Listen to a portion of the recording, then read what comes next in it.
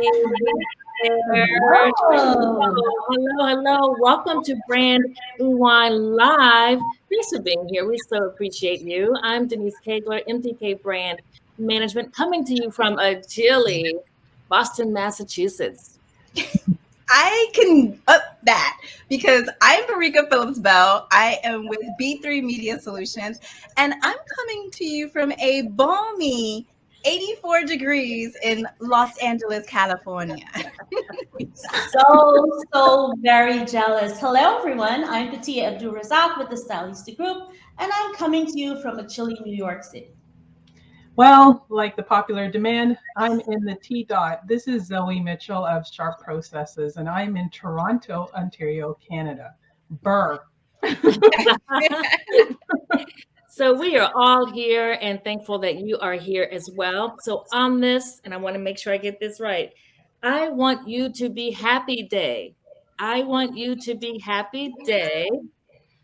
I Yes, like that. I I like know. that.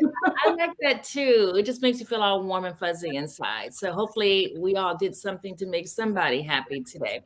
So let's go ahead and hit the rewind button and learn from the brands, either personal brand or business brand, that both hit and miss the mark. So kicking us off with our first segment, Brands on the Hot Seat, is Petia. Petia, what you got?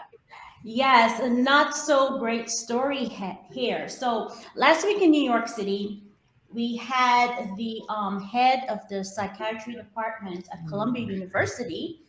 This gentleman, his name is Jeffrey Lieberman. He reshared an image of Sudanese model. Her name is Nakeem Gatwick on Twitter with the caption. Hopefully you guys can see it. Whether a work of art or freak of nature, she's a beautiful sight to behold. Of course, Twitter went crazy for this, right? He was initially suspended and then eventually fired. He then later wrote an apology first to his colleagues and then to the Black community, and followed it by an apology to all women. I think this is definitely a teachable moment here, and it illustrates why we should all think before we tweet. I'm going to assume that this gentleman didn't really mean any harm. He was clearly trying to give a compliment, but he should have thought about what he said before he actually wrote it, right? And so, unfortunately, the first time most of us are hearing about him, I'm sure he's done amazing things in his past, but unfortunately, the first time we're hearing about him, he has done something not so smart. So, Barika, what do you think of this situation? Petia, I think we've all said and done things that, was in the moment. Right. And unfortunately, and we live in a day and an age where people capture that. And if it's on social or you say things on television, like it can easily be turned into a thing. So I think that the biggest takeaway from that is you have to think before you speak. Mhm. That is a key thing, especially if you're in a public position and a public figure like that. Absolutely. Think before you speak. Absolutely, because this will follow him, I'm sure, for a very long time, unfortunately. Unfortunately, yes. Okay, so Barika, what do you have? So, ladies, I know that we don't really get into the political spirit, but honestly, I think that we would be remiss if we didn't take a moment to actually address kind of like what we're seeing. So many of the well-known brands and the actions and behaviors that they are taking in response to the very public issue that's going on in Ukraine. So many brands and Americans in this aspect. Morning Consult actually did a study with 2,200 Americans to understand how they feel about supporting brands that are taking action against Russia because of the invasion of Ukraine. And so you see here on the right, so many brands have actually come out and stepped out and shown, either pulling out of Russia, either pulling out their employees that work there, just because they are in support of the Ukrainian people and making sure that they don't take a silent partnership in what's happening. And honestly, I love the fact that they're doing that. But beyond that, on the hot seat are the brands that are taking a performative allyship with this and actually just posting and doing things that have no real meaning. And if you aren't familiar with performative allyship, it really is about sharing knowledge about inequity in others, but they're not using their privilege and resources to make a real change. And so we've seen a number of brands fall to this, like, you know, when George Floyd and Black Lives Matter and so many different things happened last year, you know, there were so many brands that fell prey to that. So some key takeaways that I really found with this is just making sure to be a good ally. Listen to the conversation, understand what's happening, go in detail and understand that. Research. If there are resources before hitting a button and posting about, hey, I support this, know your research, know what's happening, know what's going on. And lastly, don't feel obligated to post about it on social. If you're going to do something as a brand, you can just do it. I'm sure the news will cover it, but you don't always have to post about it. And unfortunately, we had an incident with Kylie Jenner posted, you know, her marketing directly after posting about, you know, helping Ukraine. So if you are out there, I'd love to know your thoughts. Put your thoughts, your questions in the chat. We would love to, your comments. We would love to hear from you. And we'll bring this up back at the end of the show just to talk about it, because I definitely think it's worth having a conversation. So before we go on, I want to kick it over to Denise. What you got? You know, it's first of all, yes, what a great topic, and we invite the folks who are here to go ahead and post in the chat your thoughts about that. We want to hear from you if you have questions about it, and also just anything we talk about during the show. Please do go ahead and post in the chat. I want to give a shout out to a few folks who have joined us. So, hey, Joe, hey, Dora, hey, Cheryl, hey, Tammy, hey, Tammy from, wow, look. Petia, look who's here. I know. Oh far away, Tammy. Yes. Come on now. Anyway, so thank you guys for being here. Again, please post your comments, your questions, comments about anything we're talking about, questions about anything we're talking about. So my brand in the hot seat. Now, I'm sure you guys, I'm assuming you guys have heard about this. I'm gonna put my glasses on because I want to make sure I don't miss anything. But it's John Dempsey. John Dempsey.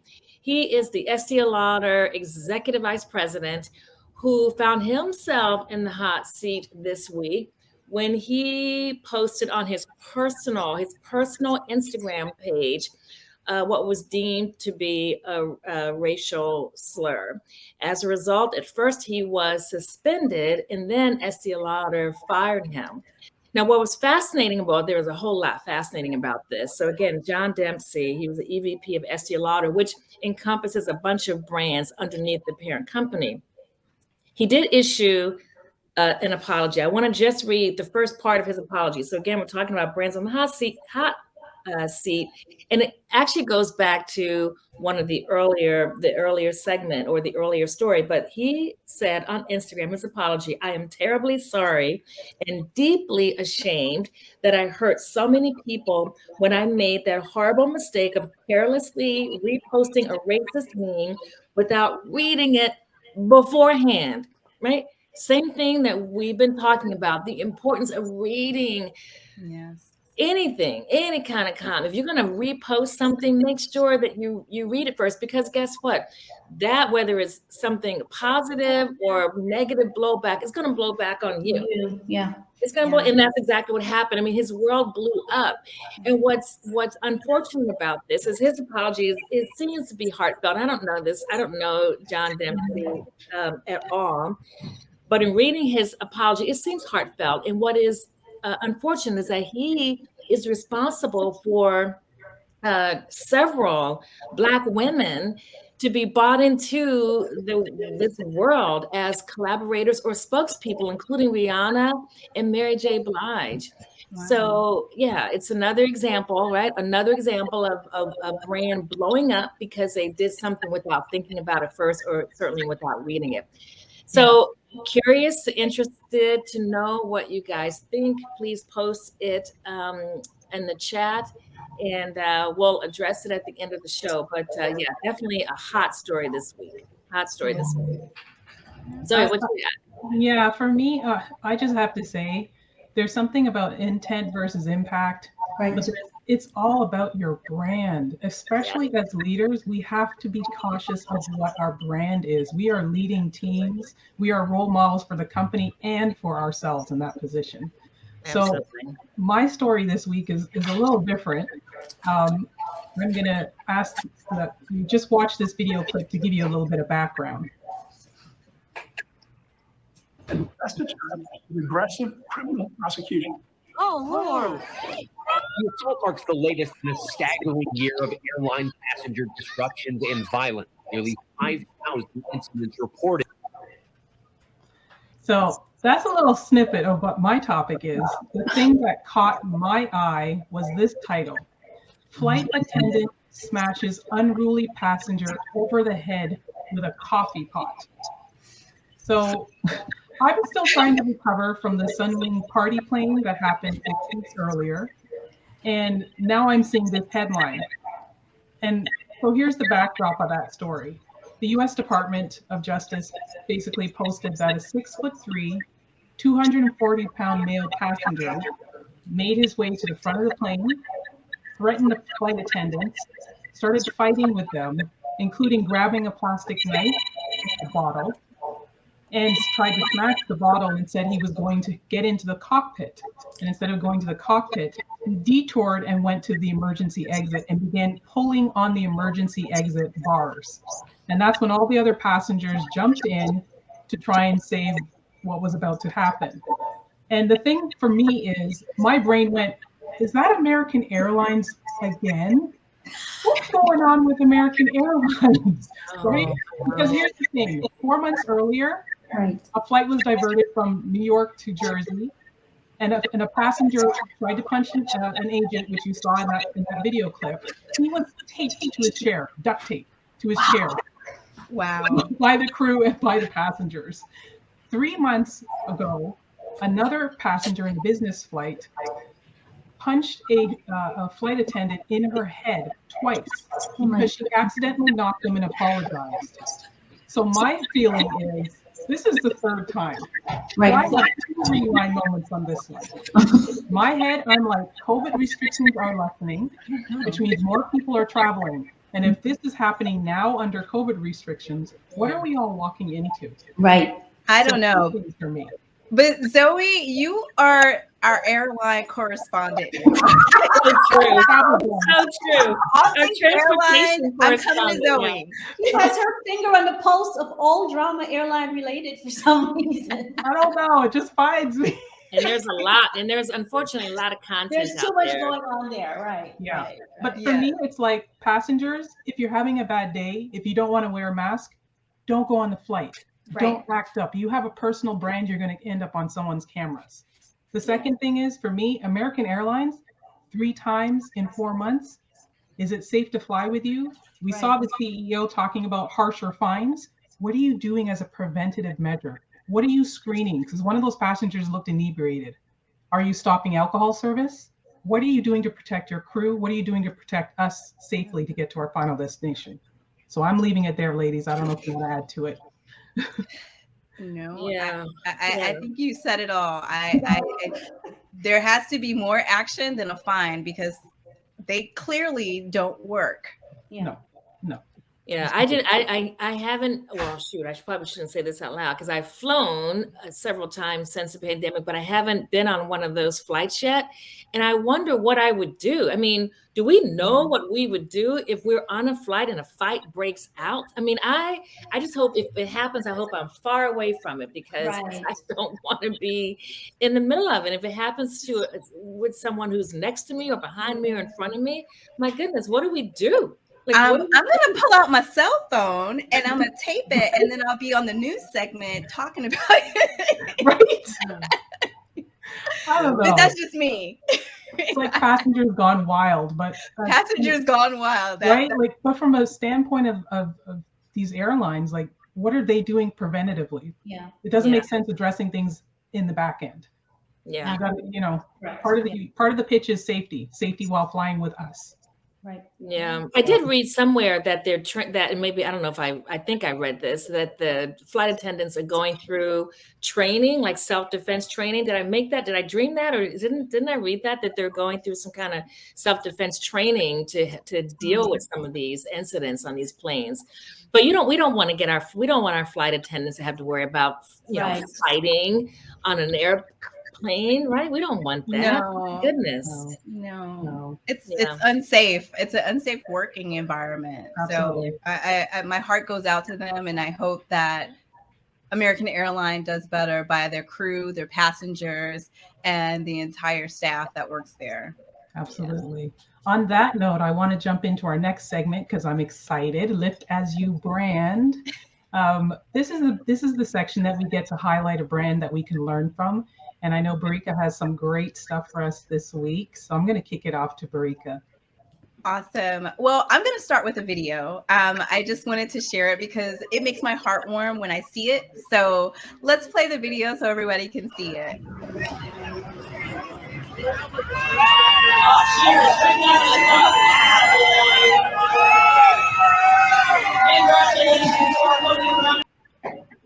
So this was a video that was pulled from Daytona race, which Robert Wickens. Now, if you're not familiar with racing, ladies, I love racing. So if you're not familiar with him, he actually had a very heartbreaking accident as a racer.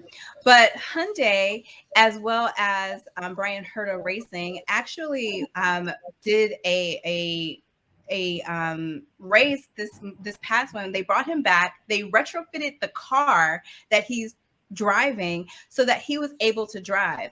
And so I think that this does so much for the brand in the fact that not one, but two of the top podium finishes at Daytona came from a disabled person and a woman. That's just literally amazing. And I think it just goes to show how wonderful it is when a brand actually shows diversity and representation in action. It's not something that, a lot of people talk about, a lot of brands talk about, oh, we're doing this and we're doing that. But to see how they had gone and retrofitted a car and then having a woman in the top spot, it's not something that is seen very often, and been able to showcase what they're doing to showcase representation. And I wanted to share this post because you guys know I do social listening and I love getting into the comments, getting into weeds. And this person says, I know this is likely just to get seen by a social media person, but thank you, BHA, for bringing Taylor, Robin, and Michael to the track. I'm a disabled woman who has loved racing almost my whole life. Representation really matters. And you've just made little girls, disabled kids, and disabled people so incredibly proud. They can see themselves as drivers or engineers or whatever they want. I don't think I've ever been so proud or excited than I was seeing the 33 and 54, those are the race cars, spending so much time in 1 and 2 and knowing that people like me were involved in making that happen. Thank you to everyone that was involved in your program who makes this possible. Your drivers are showing the world what disabled people and women can do. Wow. That was like the most wonderful comment that I think, a brand can get around representation. When people can see themselves and your drivers can see themselves as anything, whatever they want to be. It warmed my heart. I don't know about you ladies. How do you feel? Yeah, same. I think it's fantastic. Definitely. 100% matters. Yeah. Right. So I just had to share that because I want to see more of that. I want to see more brands like showcasing their representation and putting it front and center, because it's a great way that, we as a society can see what it is that we can be and the things that we can do. Wow. Thank you. No problem. Thank you for bringing that, Barika. Just here to bring a little joy. It's funny. I love it. It takes us back to our day. What's our day today? The recognition day today, which is Happy. I want you to be happy day. Right. So hopefully that made somebody happy. Definitely made me happy for sure. Now I want to bring a little drama, ladies. Our third segment, rips from the headlines. Uh-oh, we got the sound effects. We got the I sound know. effects. I got sound effects, you guys. I got sound effects. Ooh, look at you. Look at us. Bring the old-fashioned sound effects. So today we're going to discuss stories, positive and negative, that were literally ripped from the headlines of the latest news. So I'm going to pass it over to Denise, who's going to kick off the segment. I am so excited to kick off this segment. Talk about a feel-good story. That would be courtesy of Ketanji Brown Jackson. Now, I'm not going to pretend I know whether it's Ketanji or Ketanji. I don't know. I actually have not heard her say her name, and I've heard it's pronounced differently on the different newscasts. So I'm going to call her Miss Brown Jackson, so I don't mess it up. But talk about feel good. So unless you're under a rock, then you would have heard that Miss Brown Jackson was nominated by President Biden as the first Black woman nominee to the U.S. Supreme Court to replace Justice Stephen Breyer, someone under whom she clerked years ago. Love the story, and regardless of what your politics are, you can't help but love this story, especially when you think about what she stands for. Not only is she the first Black woman to be nominated, and if confirmed will be, of course, the first Black woman to sit on the Supreme Court, but when you think about what her background is, I mean, she was born in Washington, D.C. I'm a D.C. girl, although I wasn't born there. I was raised there, so yay. She was raised in Miami, Florida. She went to school where I am in Massachusetts at Harvard. Both undergrad and grad, went to law school as well. So I'm going to end with these three things. When we think about someone's brand who inspires, and although, yes, ripped from the headlines, for sure, this is an inspirational brand, someone we can learn from. And there are three key areas that I think stand out. When you think about someone who is inspiring an entire generation of not just girls, but women our age, she's an inspiration, right? I mean, she continues and will continue to inspire us. But there are three things that stand out, three bullets I want to highlight that make me just lean into her. One, hard work. I mean, it just shows you hard work will pave the way and hopefully help you achieve your dreams. The second thing that I think she stands for, family values. When you hear her talk, she talks about the strength of her family and how her family has meant so much to us, her parents and her family now, her husband and her I think she has a daughter. And then education. I mean, you can't go wrong with education. And she talks about that a lot. So yes, so my rip from the headlines is the U.S. Supreme Court nominee, Miss Ketanji Brown Jackson. Yay. Yes. That's Zoe. Yes. So mine, who do you have? What do you have? I have a little juicy one, and I say juicy for the name Juicy Patty's Juicy. So mine is local Toronto, ripped from the headlines. So Patty Shop is what I'm talking about. Randy's Patty Shop. I'm doing this. It was a staple in the Little Jamaica here in Toronto for 43 years. They've cited COVID and several other reasons why they've decided to close their doors. But once they posted an IG, they immediately got thousands of people responding. And one in particular, AKA Mr. Drake, responded by saying, he'll buy it right now. The following day, the Patty Shop actually influenced so many people that a local personality by the name of Shem created a song. So he wrote the song and then he recorded the song and put out the song about his experiences and childhood memories of this Randy's Patty Shop. So talk about great branding. And my fingers are crossed that Drake can revive this beloved Patty Shop by using his brand to support another brand. So that's it. That would be amazing. That would be awesome. Yeah. No, that is a wonderful story. Love that story. Love Drake. Yes. Barika, I'm asking for yours. Okay, so I know that we've all been in the longest group chat ever with a Mr. Kanye West. Well, guess what? We're not getting off that ride anytime soon. I was going to talk about him getting off of social, but he dropped another bombshell today where he buried Pete Davidson, Kim Kardashian's current boyfriend, in a music video. Now, we've talked about think before you post. Pretty much that was the through line for today's show. But Kanye West, there's so many different headlines that we've been subjected to over the last 2 weeks, thanks to Mr. Yee or West, or I don't know what his name is. But now it's actually hurting his divorce and custody of the children, because they're taking those headlines and those posts and sharing that in divorce court. So if we can glean anything from this situation, it's this. Always, always, always think before you post. Ask yourself 3 questions. Will this harm me in any way? Right. Will this harm another person in any way? And do I want my children to see what I've written? And if the answer to any of those 3 questions is yes, you might not want to hit the send button before you do it. Right. Hello. No, exactly. So I'm going to kick this over to Petia. Let me Yes. And I have, thankfully, another feel-good story. Ripped from my headlines would be the return of Madam CJ's Walker's hair care products 100+ years later to the nearest beauty store in your, maybe not in your neighborhood yet. They're definitely available at Walmart, I believe.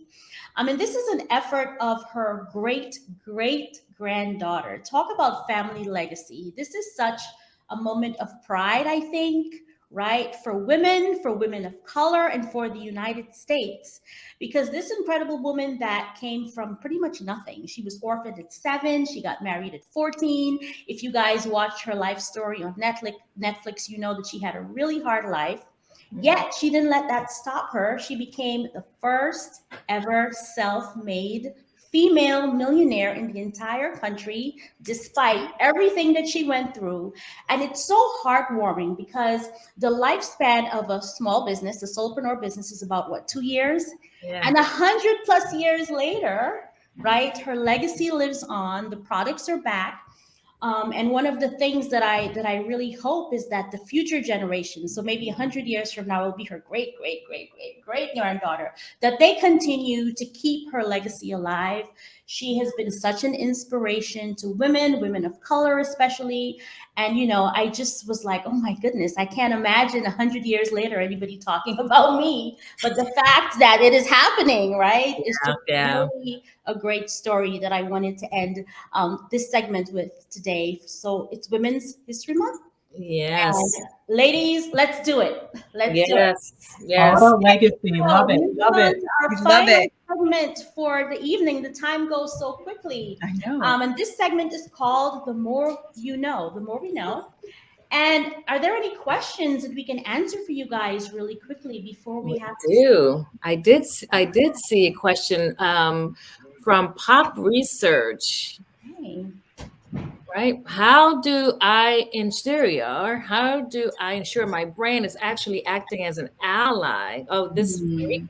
Why don't you take that? Barika, go for it. Well, I mean, some of the points that I gave were around listening. I think that is like the major step that a lot of brands maybe don't do. They just see a trend happening. Maybe it's trending on Twitter or on Instagram, and they see people posting and say, hey, we should be doing this because it's a perfunctory thing rather than something that they thought about first. So I think you really have to see, does my post add value?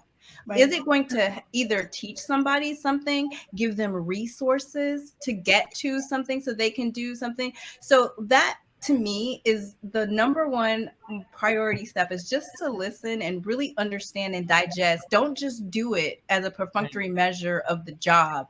Do it because you're going to add value to the conversation. Right. And know who you're talking to. Know who your audience is, so you're making sure that you're delivering content that is relevant to who's listening, right? Exactly.